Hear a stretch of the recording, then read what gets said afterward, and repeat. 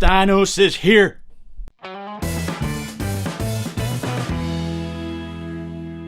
Avengers Infinity War is directed by the Russo brothers, who are known for directing Captain America the Winter Soldier and Captain America Civil War, and it stars all these people and more. Thanos is here! First up, please remember this is a spoiler-free review, so try and keep your comments spoiler-free. That being said, I can't help what people type, so enter the comment section at your own risk. Where do I begin with this? The pacing is excellent. It goes by extremely fast. It's a 2-hour and 40-minute movie, but it doesn't feel like that. It feels like half that amount of time. There's various storylines going on all at once, and it shifts from place to place, and you never get bored by it. You're never bored by a particular storyline. You're invested in all of them. So yeah, it did a really good job with that. There's a great mixture of comedic moments, action, drama, and Thanos.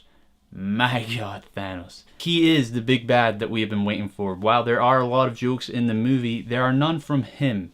He is menacing, he is a threat, and they established that right from the get-go. Best villain in the MCU by far. Yes, even better than Loki. They do such a good job humanizing him and just letting you understand his perspective. Just wow. And the visuals are fantastic as well. Remember before how Thanos, he was dark purple, and let's be honest, he looked very computer generated. Now they've changed his character design a bit, brightened him up a bit, and he looks phenomenal. You would think he was there on the set recording with all the actors around him. It never feels like you're watching a CGI character. I didn't even think about it until I was about to record this. I didn't think he was CGI. Oh, I knew he was CGI, but I never really crossed my mind to question it. So that's how good it was. The acting from the entire cast was really good. You have everyone reprising old characters, so they just fit right into those shoes again. There was not one weak person, and this has a huge cast. I think it's like 57 people. Not one weak person. Not one. And speaking of the size of the cast, there's so many characters that you have grown to love from the previous films in this one. Not one of them feels safe ever. You feel like at any given moment, any one of them could die. And that's very rare for a superhero movie, especially a superhero movie of this scale. Because usually you're like, oh, this guy, he's definitely safe. No, he's definitely safe. She's safe. No, this time it's like anyone could go at any given second. Nobody will be able to call this film 100% predictable. And if they do, they're a liar. And I've got to give it to the Russo brothers. They did a remarkable job directing this. They managed to get all these characters to merge together so well. It never feels forced. They get all the tones from their individual movies, and they somehow mesh it all together for this spectacle. And it's so good. Just go see it for yourself and you'll see what I mean. And yes, this is a really good superhero film. Probably one of the best of all time, and I'm sure many will argue the greatest of all time. But there are a few small, very small issues I had. One of them was actually that one of the locations they used in this film was in Edinburgh, about 20 minutes away from where I live. And wow, that was so good seeing that on the big screen. It was really strange seeing the movie and then on the drive back, driving past the streets where they shot in and being like, oh, I just saw that on the big screen. That was really cool. But you know what? There was not one Scottish person seen in any of those scenes. I don't think there was anyway. At least no one with a good line. So you shoot in Scotland, but not one Scottish person? Seems fair. And I'm sure that there are going to be many people arguing that quite a few of the characters did not get enough screen time. But you gotta remember the humongous job that the Russo brothers had with this film. They had to bring together 17 or 18 different movies and all these characters from all these movies and merge it into one to build up a bad guy that many people have been waiting for like 6+ years.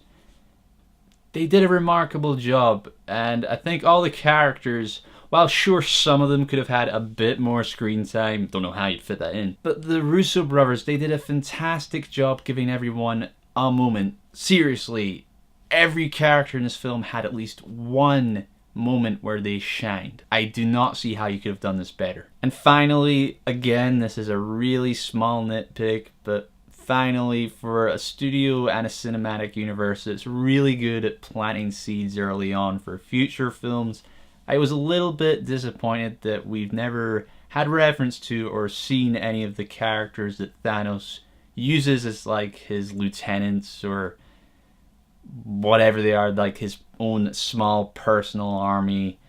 Like I think he had 4 main henchmen.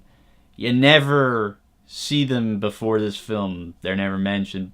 They're never referenced. Nothing. They just pop up out of nowhere. I could have done with like either seen them in a post-credit scene before or them getting mentioned by someone, not just them just popping up out of nowhere. Again, that's a really small nitpick.